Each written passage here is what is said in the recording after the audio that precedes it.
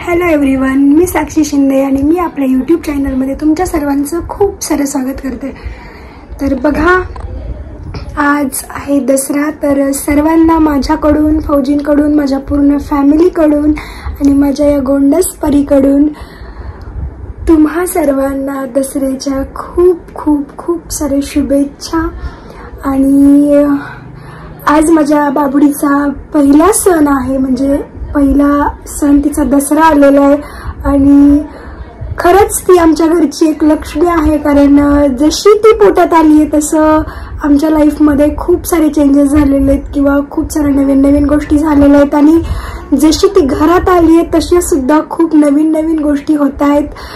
फक्त ना आता माझा स्टॅमिना किंवा आता मी थोडीशी व्यवस्थित व्हायला पाहिजे। मला थोडंसं अशक्तपणा आहे, तुम्हाला चेहऱ्यावरून डोळ्यांवरून समजत असेल, तर त्याच्यामुळे मला थोडंसं अपडेट राहता येत नाहीये, तरी पण मी अपडेट राहायचा प्रयत्न करतेय।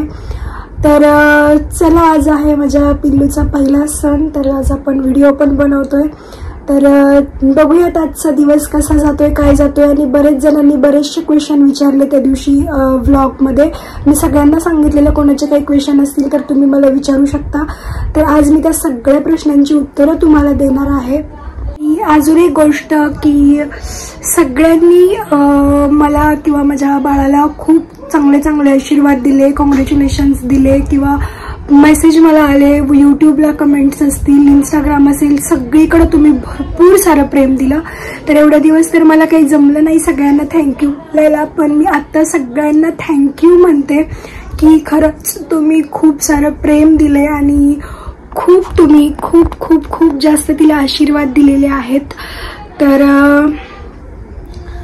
चला आपण व्हिडिओला सुरुवात करूया। तिला टीका वगैरे लावलेला आहे, सकाळीच तिचं औक्षण वगैरे केलेलं आहे मम्मीने। तर तिला मी थोडंसं नॉर्मली दाखवेल। आता बघा, बरेच जण म्हणतायत की दीदी फेस रिव्हील कधी करणार आहे, तर लवकरच मी फेस रिव्हील करणार आहे। आणि बरेच जण असे मेसेज करतायत की दीदी लवकर फेस रिव्हील करू नको। तर आपल्याला दोघांच्या पण ह्याची रिस्पेक्ट आहे। जे म्हणतायत कर त्यांना एक्साइटमेंट आहे आणि जे म्हणतायत नको करू त्यांना तर अजून जास्त एक्साइटमेंट आहे। फक्त सोशल मीडियावर जशी चांगली माणसं असतात तशी वाईटही असतात, जशा चांगल्या कमेंट असतात तशा वाईट कमेंट असतात, चांगली लोक असतात तशी वाईट लोक सुद्धा असतात आणि हे प्रत्येकाला माहित असतं, कारण प्रत्येकाच्या लाईफमध्ये हेच चाललेलं असतं। पण तरी सुद्धा काही जण बोलतायत की का लपवतीये, दाखव चेहरा। तर तुम्हाला थोडासा वेट करावा लागेल चेहरा बघण्यासाठी पिल्लूचा। तर आपण थोड्याच दिवसांमध्ये फेस रिव्हील करणार आहे, जास्त दिवस मी लावणार नाहीये, थोड्याच दिवसात मी फेस रिव्हील करणार आहे तिचं। तर आता हा क्वेश्चन मला परत परत करू नका किंवा वाईट बोलायला पण लावू नका कमेंट्समध्ये, किंवा तुम्ही सुद्धा बोलू नका, कारण तुम्ही पण कोणाच्या तरी आया झालेल्या आहात, तुमच्या पण डिलिव्हरी झाल्या असतील। ऍटलिस्ट मी तरी व्लॉग बनवतीये, मी तरी कॅमेऱ्याच्या समोर येतेय, काही जणी तर तेवढं पण करत नाहीत। आणि मला बरेच जण म्हटले की दीदी लगेच तू म्हणजे नाही का व्हिडिओ वगैरे नको बनवू, तू थोडा रेस्ट कर। तर मला त्यांचं सुद्धा खूप छान वाटलं, पण मी दिवसभर रेस्ट करते, माझ्या रूममध्ये कोणीच नसतं, मग ऍटलिस्ट मी 5-6 मिनिट तरी बोलूच शकते कॅमेरा हातात घेऊन, कारण एडिटिंग वगैरे मी नाही करत। माझे इन्स्टा, माझे यूट्यूब वगैरे सगळं माझे भाऊ सांभाळतात। मी एडिटिंग वगैरे किंवा ते पोस्ट वगैरे करणं माझ्याकडे नसतं। मी ओनली फक्त आता मला खूप जास्त बोर होतंय, कारण दिवसभर आराम करते, दिवसभर झोपून असते, पिल्लू जवळच असते, मग त्यातले 5-6 मिनिटं तरी मी आता काढूच शकते, कारण आता जरा मला बरं वाटते आणि झोपून झोपून जास्त अशक्तपणा येतोय।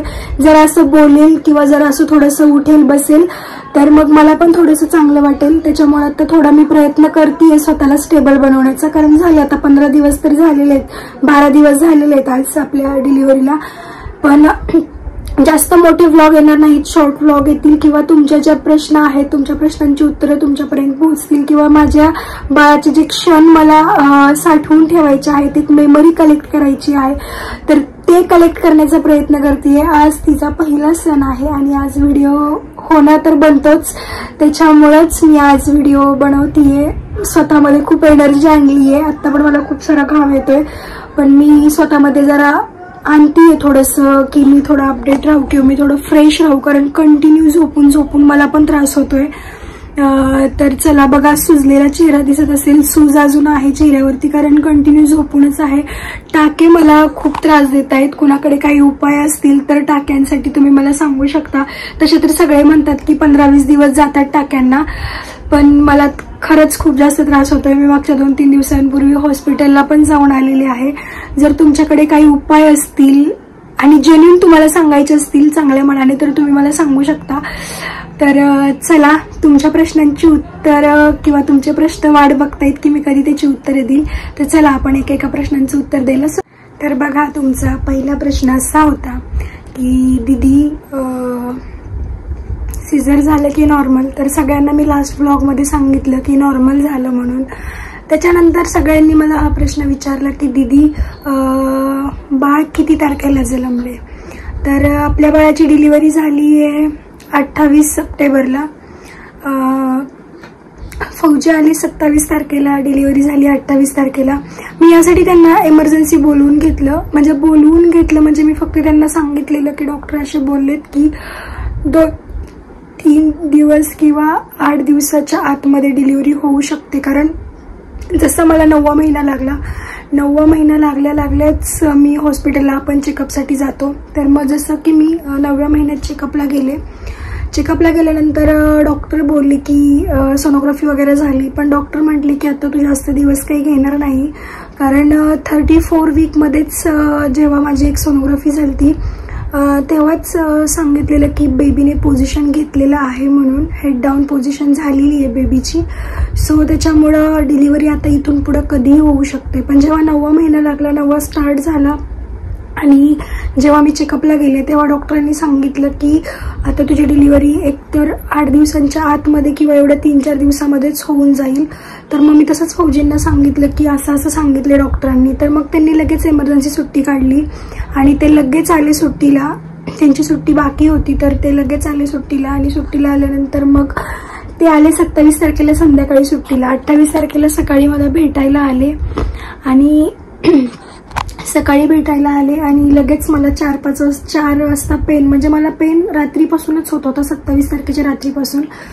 पण इतकं नाही, असं हलकं पेन होत होतं. त्याच्यामुळे मी घरीच आणि कोणाला मी सांगितलं पण नाही. मला असं वाटलं की बाबा फौजी आलेत आणि मी त्या खुशीच्या एक्साइटमेंटमध्ये जास्त खुश झाली आहे, त्याच्यामुळे मला थोडासा त्रास जाणवत असेल. पण 4 वाजता मला जास्त त्रास जाणवायला लागला. मग मी मम्मीला म्हटलं, मम्मी आपण हॉस्पिटलला जाऊ, मला त्रास होतोय. 4:30 पर्यंत हॉस्पिटलमध्ये पोहोचलो. 5 वाजता त्यांनी मला टेबलवरती घेतलं. 5 वाजता टेबलवरती घेतलं आणि 7 वाजता तर बाळ झालं पण, आणि सांगितलं पण बाळ झालं म्हणून. सुखरूप डिलिव्हरी झाली. मला डिलिव्हरीचा काहीच त्रास झाला नाही, काहीच नाही वाटलं मला डिलिव्हरीचं. पण आता जो त्रास होतोय टाक्यांचा तो डिलिव्हरीच्या 100 पटीने जास्त होतोय. मला डिलिव्हरीचं काहीच नाही वाटलं. हसत खेळत मी ओरडली सुद्धा नाही. ते डॉक्टर सुद्धा म्हटले की पेशंट कसलं भेटले आम्हाला. मी इतकं कॉपरेट केलं डिलिव्हरीच्या टायमिंगला. डॉक्टरांना पण म्हणजे नाही का जास्त ओरडलं वगैरे तर मग त्यांना पण जरा चिडचिडपणा येतो किंवा खूप, पण मी तसं काही नाही. माझं खूप छान झाली डिलिव्हरी. फक्त मला आता टाक्यांचा खूप त्रास होतोय. तर आता सर्वांना समजलं असेल की डिलिव्हरी आपली किती तारखेला झाली. आपली डिलिव्हरी झाली 28 सप्टेंबरला संध्याकाळी 7:05 आपली डिलिव्हरी झाली. तर भरपूर जणांचा हा प्रश्न होता. त्याच्यानंतर सगळ्यांचा असा प्रश्न झाला की दीदी 20-25 दिवस म्हणजे 9वा महिना लागून माझा 6वा दिवस होता. 6व्या दिवशीच माझी डिलिव्हरी झाली. 9वा लागल्यानंतर 9व्या महिन्यातले मी जास्त दिवस घेतले नाहीत, म्हणजे माझी 20-22 दिवस डिलिव्हरी अगोदरच झाली होती. तर मला 24 ऑक्टोबर डेट दिलेली. माझी जी EDD होती, माझी डेट ती होती 26 ऑक्टोबर. तर त्याच्या मानाने माझी लवकर झाली डिलिव्हरी. सो सगळ्यांना हा प्रश्न होता की दीदी मग डिलिव्हरी लवकर झाली तर बेबीचं वजन किती भरलं, बेबी हेल्दी झाली.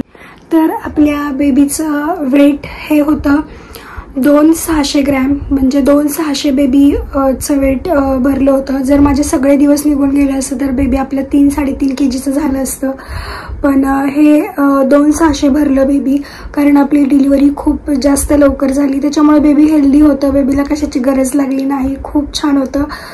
तर हा एक सगळ्यांचा क्वेश्चन होता. त्याच्यानंतर सगळ्यांचा अजून एक क्वेश्चन की काही जणांनी मला फिडिंगच्या बाबतीत पण क्वेश्चन केलेत की फिडिंग करताना दीदी दूध एका साईडला फिडिंग करताना दुसऱ्या साईडून दूध आपोआप बाहेर येतं किंवा काय. तर त्याच्यासाठी बरेच आपल्याकडे ऑनलाईन आहेत जे आपल्याला फिडिंगचे पॅड वगैरे भेटतात, फिडिंग पॅड.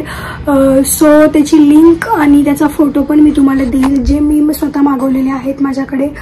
तर ते खूप बेस्ट आहेत. आपल्याला 6चा सेट येतो, त्याच्यामध्ये आपण ते फेकून न देता आपण ते यूज करू शकतो. म्हणजे त्याला आपण दिवसातून 2 ते 3 वेळा चेंज करून आपण ते वॉश करून नंतर तेच आपण यूज करू शकतो आणि खूप युजेबल आहे. मला तर खूप छान वाटलं.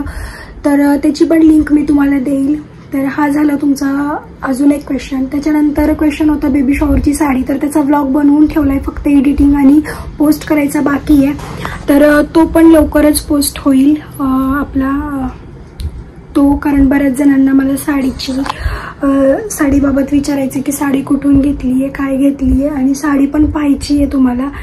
तर साडीचा पण ब्लॉग तो लवकर येईल. त्याच्यानंतर अजून मला आता कमेंट्समध्ये काही आठवत नाहीये. तर पण जास्त करून तर ह्याच कमेंट्स होत्या. नॉर्मल बेबीचं म्हणजे वेट वगैरे किती आहे, तर ह्याच तुमच्या नॉर्मल सगळ्यांच्या जास्तीत जास्त ह्याच कमेंट्स होत्या. आणि दुसरं म्हणजे प्रमोशनच्या बाबतीत होत्या. पण प्रमोशन मी आता लगेच घेत नाहीये. ॲटलिस्ट मी आता 5-6 मिनिटं बोलून व्हिडिओ तरी बनवू शकते. कारण मी आता इथं रूममध्ये मला काहीच प्रॉब्लेम नाही आहे व्हिडिओ बनवायला. पण मी प्रमोशन एवढे पार्सल झालेत घरात, खूप पार्सल आलेले आहेत, पण मी रिस्क नाही घेऊ शकत कारण हवा वगैरे चांगली नसती आणि आता मौसम खराब आहे. सो मी आत्ता लगेच कुणाचंच प्रमोशन नाही घेणार आहे, कमीत कमी 1 महिना होईपर्यंत तरी.